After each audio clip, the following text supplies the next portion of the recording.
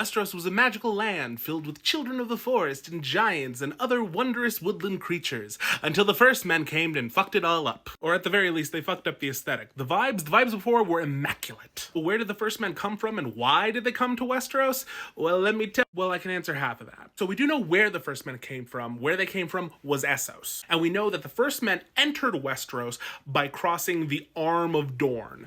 So the Arm of Dorne, you can see how Dorne has this like swooshy shape right here, and then there's the stepstones like right before you hit Essos in the far right corner.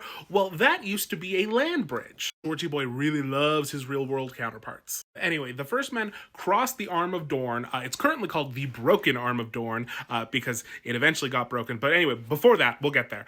Before that, it was the Arm of Dorne. It was a land bridge between Essos and Westeros. And from what we do know, the first men migrated en masse. They flooded in thousands of them from Essos into Westeros. Now, as for why, we're not entirely sure. This is during the Dawn Age, like the very first recorded-ish age of human or world history, if you will. And there isn't, there's not a ton to go off of. But one thing that we do know is that, the Dawn Age comes way before the Long Night. So I do not think that this was a case of, like the Others or White Walkers or whatever in Essos, like driving the first men out, because that wouldn't happen for a while.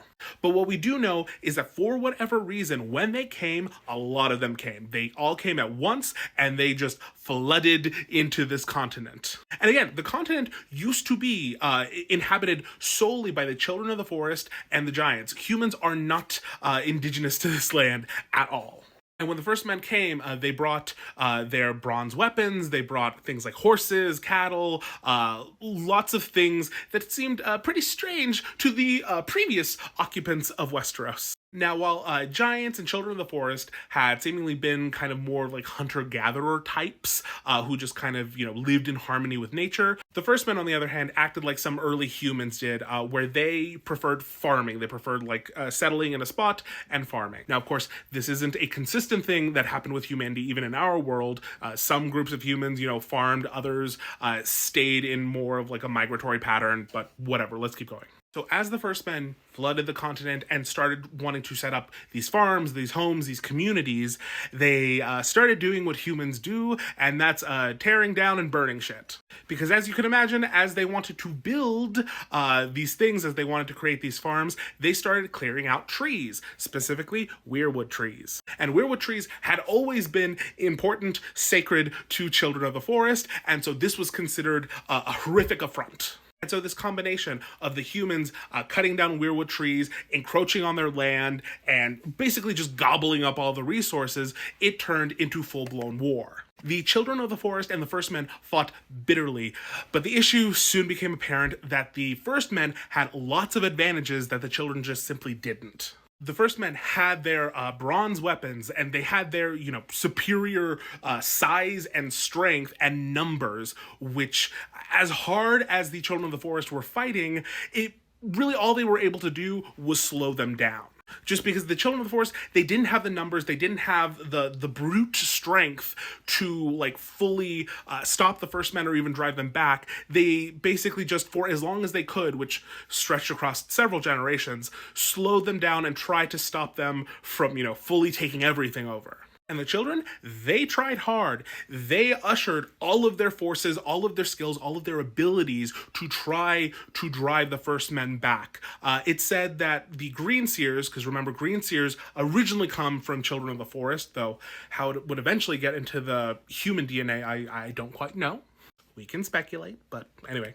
But the green seers used their, skin-changing ability. And remember, skin-changing is not literally turning into a thing, but it's what, like, the wargs do. A warg is a skin changer. So the green seers would hop into the minds of animals and would just turn all the creatures of Westeros against the first men. So the first men had dire wolves, they had mammoths, they had snow bears, they had giant leopards, huge serpents. They had all these creatures coming at them because the green seers were just throwing everything they could at the first men. And then when this only seemed to slow them down, it said that all of the Green Seers gathered at Moat Cailin, which Moat Cailin is right here, like around the neck.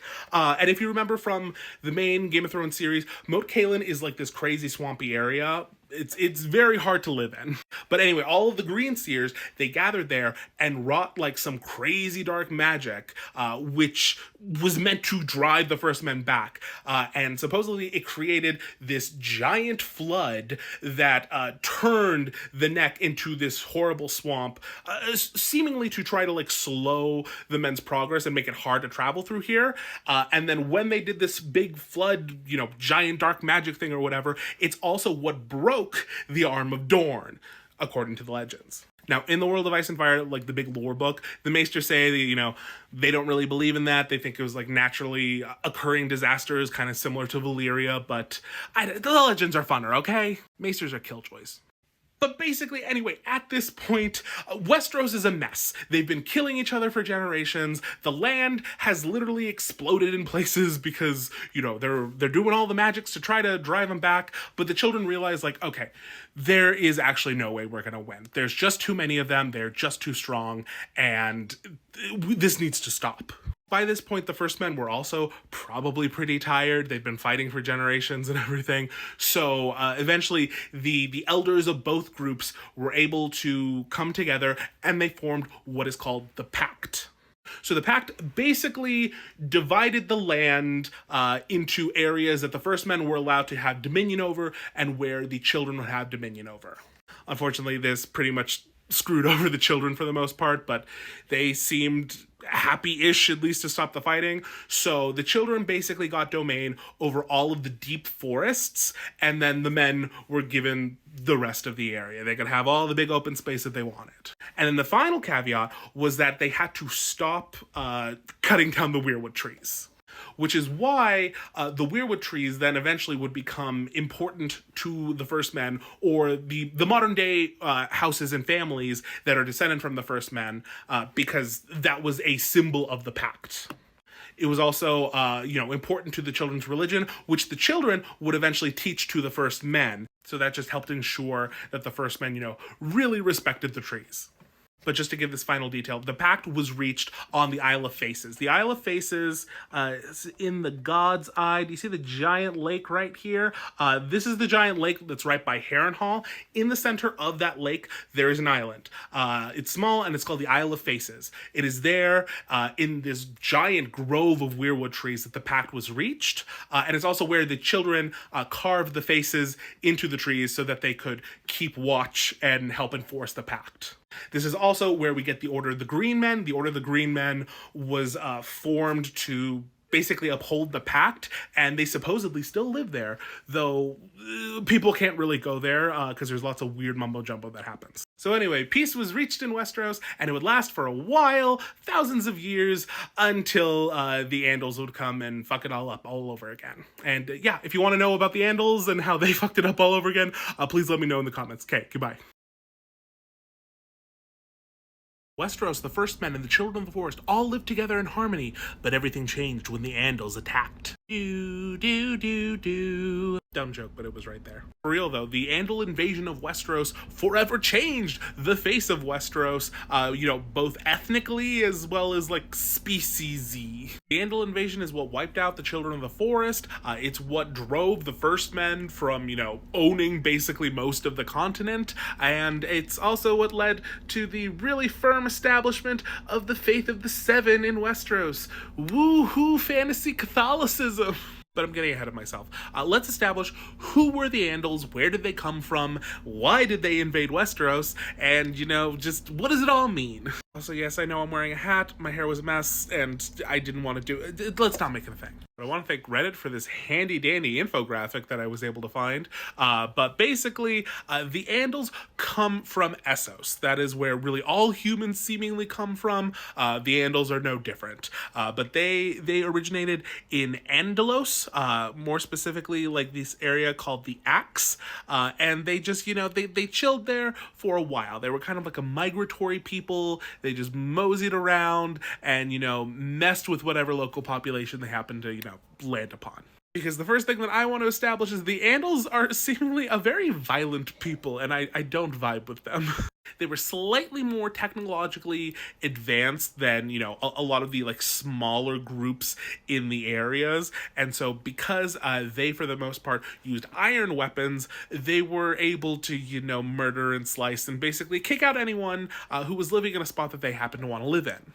But for, thousands of years, they mostly did that in and around Essos, kind of hanging out around Andalos and heading as far north as sometimes like the area where Bravos is, and then over kind of where Lorath is, and they kind of just chilled in this general region, right? And this worked out really well for them because they were never like in the path of the huge scary wars that were being fought in Essos. Because remember, in Essos, we are currently at the height of the Giscari Empire, Old Geese, which is in the orange right here.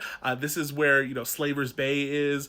We have, like, Marine, and then Yunkai and Astapor, which, Danny deals with. And then over in the dark red, you have Old Valyria right here. So, Old Geese and Valyria are the two basically big superpowers in Essos at the moment, and they don't like each other. Old Geese is old, and it's a little older. They are the inventors of the slave trade. They suck. But Valyria is like, hey, you have things we want, so let's fight you till we get them. And fight they did. They were fighting each other for like hundreds and hundreds of years. It was a big mess. But because they were occupied with each other, that left the Andals pretty much alone. And it even left the Rhoynar alone, which is like the yellow right here along the River Rhoyne. They would eventually, move into Dorne, and that's where, the Martells get their spice. But the problem for the Andals is that eventually Valyria beats Old Geese. They destroy the Giscari, they take over their cities, and, basically turn them into, like, slave states. And with that, this, like, vanquishing of their, like, real enemy, Valyria's like, hey, we don't have anyone to fight anymore, let's do some colonization. And so they start, colonizing huge swaths of Essos here, moving higher and higher and, coming into direct conflict with the Rhoynar, which would eventually lead to the Rhoynar, having to dip. And so this, poses an issue for the Andals, because the Andals used to have this wonderful buffer with the Rhoynar right there, and then Valyria being occupied. But now Valyria isn't occupied, the buffer is quickly disappearing, and, well, what are you going to do? They're about to be colonized. So why Westeros specifically? Well, if you listen to the Andals, who are a very devout crowd, they say that the Seven told them in prophecy that there was a foreign land that they were promised, and if they went and fought for the land would be given to them by the Seven, and because it is their birthright or whatever. It's giving... Well, I don't think I have to say what it's giving. But anyway, so to, avoid the encroachment of Valyria, and probably less because of, supernatural promises about real estate, the Andals decide, okay, we are going to invade. And so the Andals, they leave on ships, and they somehow, going across the narrow sea, they end up in the Vale of Arryn. You'll remember Vale of Arryn. That's where little Robert Arryn is. He suckles, but he's too old to suck. You get it. But basically, they invade via the Vale of Arryn, which is where, a lot of the earliest signs of the Andals can be found. They came in a blaze of glory, and by glory, I mean religious fanaticism. It was said that they were carving, like, 7-pointed stars into their chests, and then, coming in screaming, hollering with their iron swords, just going buck wild over here, yay, religious freedom. But really, what became the main issue for the First Men was the fact that the Andals used iron weapons. The First Men were still using bronze. They were just technologically not quite as advanced as the Andals. The Andals, of course, would thank the Seven, particularly the Smith, for teaching them how to use iron and making them the superior people, ignoring the fact that they lived right next to the Rhoynar, who were, forging iron beforehand. But no, it was the gods. The gods taught them, don't worry. But anyway, the Andals basically began a war on the continent. It lasted for decades, possibly hundreds of years, and they systematically, pushed everyone out, killed them, or basically took over and allowed, like, the people, the First Men who were there, to assimilate into their culture. A lot of the First Men kingdoms that had, sprouted up and existed were defeated, and a lot in turn were like subjugated by the Andals. For example, like in the Vale of Arryn, used to be ruled by the Royces. The Royces are actually descendant of the First Men, but when the Andals took over, the Royces bent the knee and accepted them. Now, with a lot of the families of the First Men that like did bend the knee, a lot of them did end up converting to the Faith of the Seven, even if they are like proud of their First Men heritage. But there are a few who like still kept the old gods, despite the very enthusiastic influence of the Andals. Simultaneously, though, as they were killing all of these First Men, they had a particular interest in killing off the children. The Children of the Forest at this point had been living, like, coexisting with the First Men since the Pact, which is what ended, like, the original Westerosi war between the Children of the Forest and the First Men. And the Pact had, allowed them to live in all of the forests, and, north of the Wall, and, like, the Isle of Faces, places like that. But the Andals were having none of it. They didn't like the Children of the Forest. They thought that they, worshipped weird gods, that they did weird magic-y things, that they were abominations before the Seven, and they're like, no, we're just gonna kill you all. And at this point, because of the Pact, like, the Children of the Forest had lost a lot of land, their power wasn't what it used to be, so they were not able to put up a fight in the same way that they were when the First Men were fighting them. So the children essentially get wiped out. This is when the children mostly disappear from Westeros. We know that some of them seemingly, and like we know they did, disappeared into the neck. The neck is like right here. This is like basically like the entrance to the north up here. But yeah, the neck is full of swamps and stuff. So a lot of them disappeared there. Some venturing further north into the lands of Always Winter. And then some of them would have also gone to the Isle of Faces in the middle of the Godswood, because that was one of the few places where the Andals weren't able to defeat them. Like the Green Men, who, patrol or like live on the Isle of Faces, were able to resist the Andals, and so it's believed that there might be some children still living there as well. But finally, as sad as this has all been for the children and the First Men, there was one area which was able to like fully resist the Andals, and that was the North. The North is still almost entirely like fully descendant from First Men, and still almost uniformly worship the old gods, because the Andals were never able to colonize that area, basically because of geography. Now, when I talked about the neck earlier, the neck is very important. See how the person who made this graphic put all the arrows pointing to it right here. So the neck is a very small area of the North, where basically there's this river here, and then there's just like a little strip of land. But that land is all like bogs and swamps. So it's very hard for an army to cross it, and so it is very defensible. So with Moat Cailin, like a castle built there, the North was basically able to hold off the First Men, hold off the Andals indefinitely. They weren't able to penetrate, and so they were able to, hold on to their culture, luckily. And honestly, because the swamps of the neck were probably due to the Children of the Forest magic, really the First Men should be thanking the Children of the Forest for basically saving them. But yeah, that's the end. Okay, goodbye.